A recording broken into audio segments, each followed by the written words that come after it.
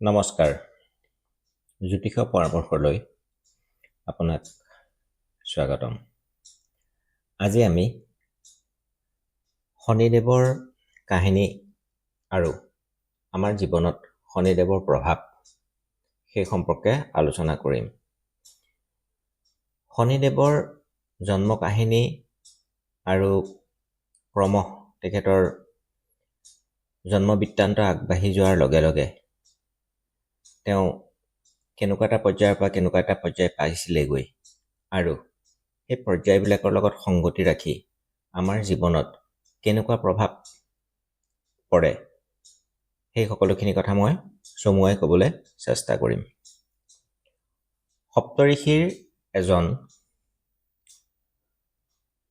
মহৰ্ষি কাশ্যপ, যি ব্ৰহ্ম ঋষিও আৰু অদিতিমা দক্ষ ৰজাৰ পুত্ৰী, কাশ্যপ আৰু অদিতিমাৰ 12জন আদিত্যৰ এজন আদিত্য হ'ল সূৰ্যদেৱ। সূৰ্যদেৱৰ পৰিবাৰৰ নাম আছিলে সংজনা। পাছত সেই নাম সন্ধ্যালৈ পৰিৱৰ্তন হয়। তাতো এটা কাহিনী আছে।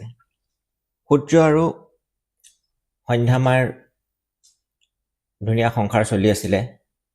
এটা সময়ত কি হ'ল, সন্ধ্যামাই বহু বছৰৰ কাৰণে ধ্যানত লিপ্ত হ'ব বিচাৰিলে, কিন্তু তেতিয়া সূৰ্যৰ শুশ্ৰূষাৰ কাৰণে তেখেতে সূৰ্যৰ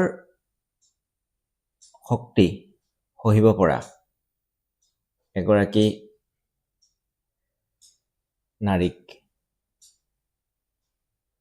স্বৰ্গৰ নাৰীক নিমন্ত্ৰণ কৰি আনিলে। তেখেতৰ নাম হ'ল ছায়া। সন্ধ্যামা যেতিয়া ধ্যানত আছিলে, ছায়ামাই ছায়াটোৰ নিচিনাকৈ সূৰ্যদেৱক সহায় কৰিছিলে আৰু সেই সময়ত সূৰ্য আৰু ছায়ামাৰ মানসিক আৰু শাৰীৰিক সম্পৰ্ক লাহে লাহে ঘটিবলৈ আৰম্ভ কৰিছিলে। ধ্যান সম্পূৰ্ণ হয় তেতিয়া সন্ধ্যামাই ছায়ামাক মাতি আনি ক'লে যে এতিয়াৰ পৰা মই সূৰ্যদেৱৰ লগত থাকিম, গতিকে তুমি তোমাৰ ঘৰলৈ যোৱাগে। তেতিয়া ছায়ামাই ক'লে যে ইতিমধ্যে মোৰ সূৰ্যদেৱৰ লগত প্ৰেমৰ সম্পৰ্ক ঘটিছে, দৈহিক সম্পৰ্ক ঘটিছে, গতিকে মই যাব নোৱাৰোঁ। সন্ধ্যামাই কথাটো মানি ল'ব নিবিচাৰিলে। সূৰ্যদেৱক মাতি আনিলে। সূৰ্যদেৱেও সেইটো সময়ত মানি ল'ব নোৱাৰিলে আৰু ছায়ামাক ঘৰৰ পৰা উলিয়াই দিয়ে। ছায়ামায়ো প্ৰচণ্ড খং, ৰাগ, অভিমানত ঘৰৰ পৰা ওলাই গ'ল। ঘৰৰ পৰা ওলাই গৈ তেখেতে প্ৰচুৰ ধ্যানত লিপ্ত হ'ল আৰু এটা সময়ত শনিদেৱৰ জন্ম হ'ল। শনিদেৱ সৰুতে ক্ষীণমিন আছিলে, হনু ওলোৱা আছিলে আৰু প্ৰচুৰ শক্তিশালী আছে মানসিকভাৱে। যেতিয়া লাহে লাহে শনিদেৱ ডাঙৰ হ'বলৈ আৰম্ভ কৰিলে, সংগ্ৰাম তেখেতৰ বাঢ়ি আহিলে।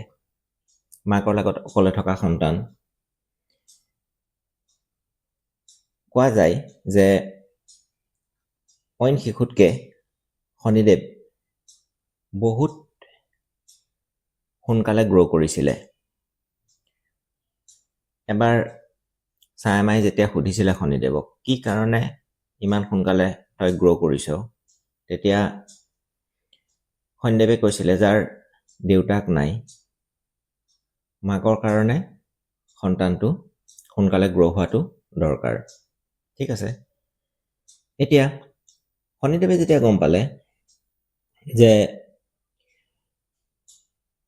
সূৰ্যদেৱ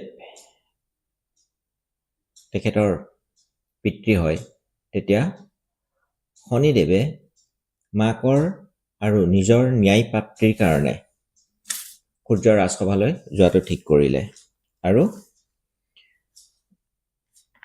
সূৰ্যৰ ৰাজসভাত মাকক লৈ গৈ উপস্থিত হ'ল।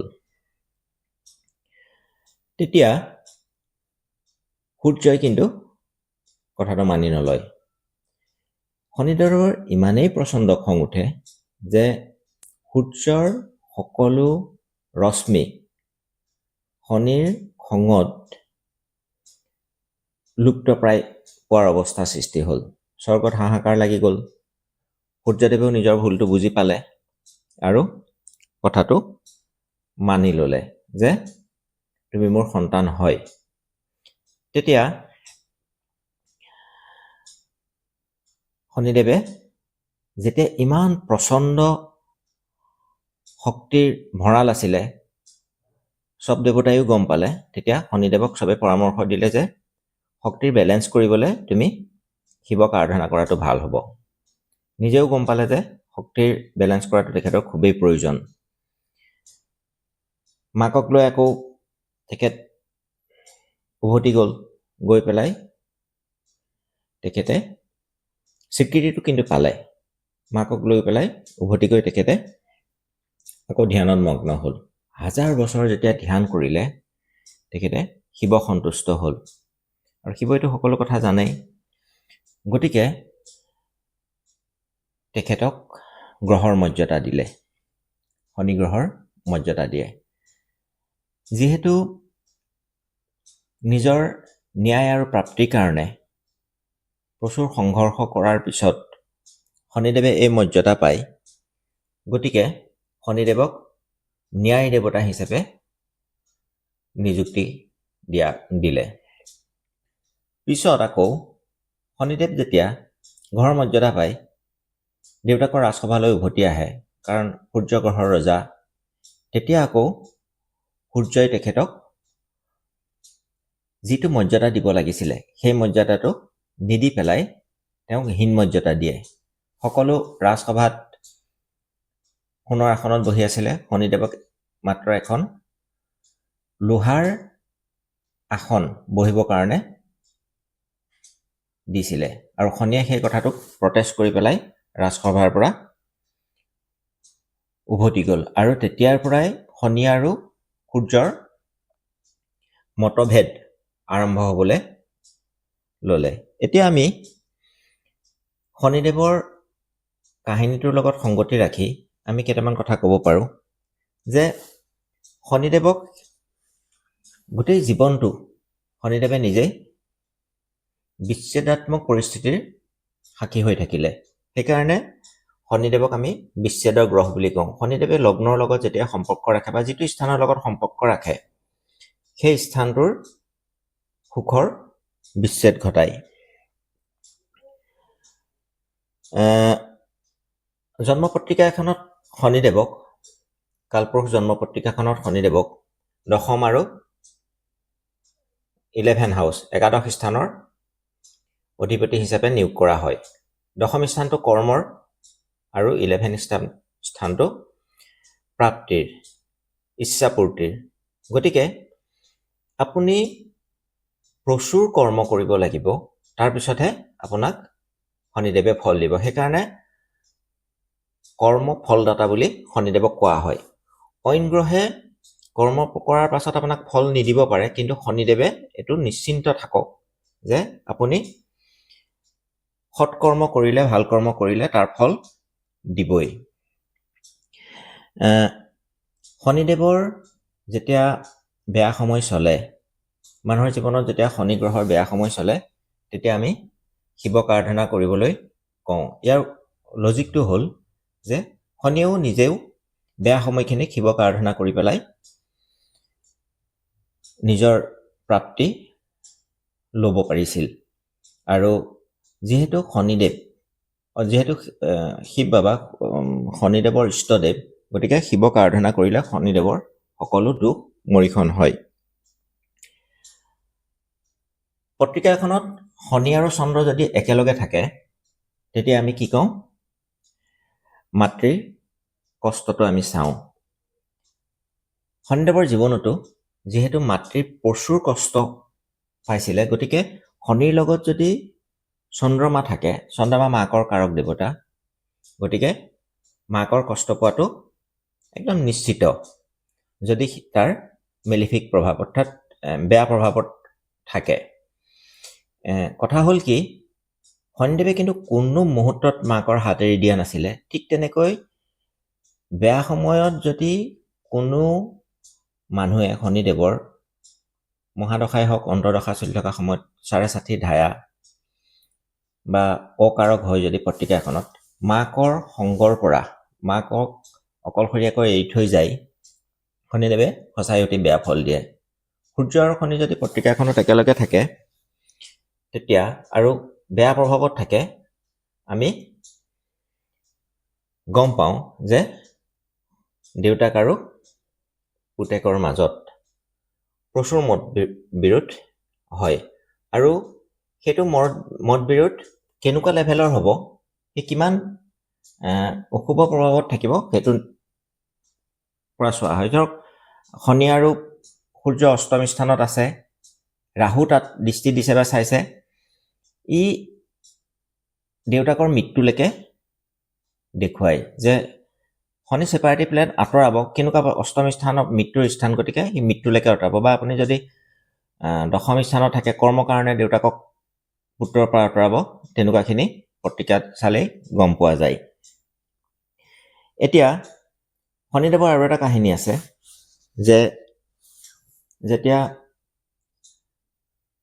ৰাৱণে নিজৰ পুত্ৰক মেঘনাথক জন্ম সময়ত অমৰ কৰিবৰ কাৰণে 11 হাউচ ইচ্ছাপূৰ্তি ঘৰত সকলো গ্ৰহক সেই ডিগ্ৰীটোত অৱশ্যে মানে 330 ডিগ্ৰীৰ পৰা 330 ডিগ্ৰী স্থানটোত সকলো গ্ৰহক নি বন্দী কৰি ৰাখিছিলে। শেষত কি হ'ল, শনিদেৱে বুদ্ধি কৰি পেলাই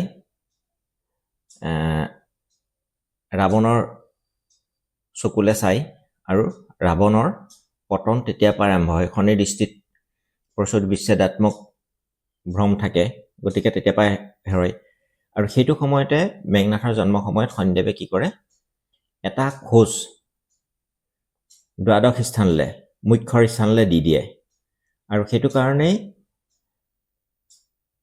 ৰাৱণ পুত্ৰই অমৰ বৰ লাভ কৰিবলৈ সক্ষম নহল। আৰু সেইটো সময়তে ৰাৱণে শনিৰ ভৰিত এটা প্ৰচণ্ড কোপ মাৰে, যাৰ কাৰণে শনিৰ এটা ভৰি সদায় লেঙুৰাই খোজকাঢ়ে। আৰু এটা কাহিনী আছে শনিৰ জন্ম সময়ত, যেতিয়া শনিয়ে মাকক লৈ পেলাই নিজৰ পদ আৰু প্ৰতিষ্ঠাৰ কাৰণে, মাকৰ পদ আৰু প্ৰতিষ্ঠাৰ প্ৰাপ্তিৰ কাৰণে উভতি আহিছিলে, তেতিয়া সূৰ্যৰ ৰাণী সূৰ্যৰ পত্নী সন্ধ্যামাৰ লগত বাক বিতণ্ডা হওঁতে শনিয়ে সন্ধ্যামালে ভৰি দাঙি গৈছিলে। সেইকাৰণে সন্ধ্যামায়ো খাও দিছিলে যে তোৰ ভৰিত ভাগি যাব বা তোৰ ভৰিত খুঁত থাকি যাব।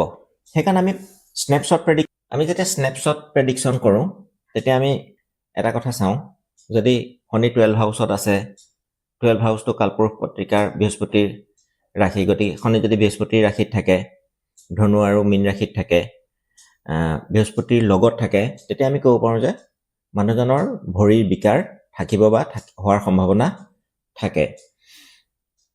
শনিদেৱ সদায় ন্যায় দেৱতা, ফলদাতা দেৱতা।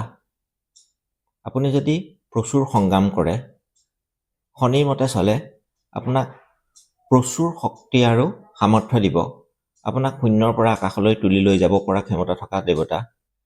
গতিকে শনি মহাদশা বা অন্তৰ্দশা থাকিলেই আপুনি নাভাবিব যে আপোনাৰ বেয়া সময় আৰম্ভ হৈছে। কাৰণ এটা কথা চাওক, ৰাম আৰু ৰাৱণৰ একে ৰাশি, কংস আৰু কৃষ্ণৰো একে ৰাশি।